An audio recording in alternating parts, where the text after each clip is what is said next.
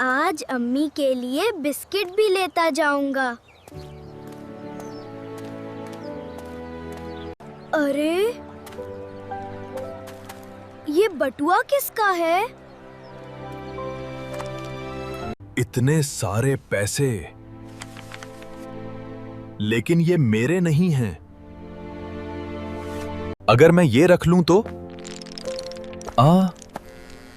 नहीं, अल्लाह सब देख रहा है। मेरा बटुआ कहाँ गया?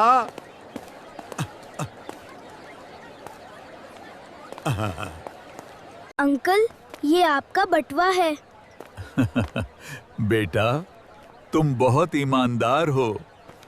अल्लाह हमेशा सच बोलने वालों को पसंद करता है। सच्चाई और ईमानदारी हमेशा इंसान को इज्जत देती है। सच्चाई और ईमानदारी हमेशा इंसान को इज्जत देती है।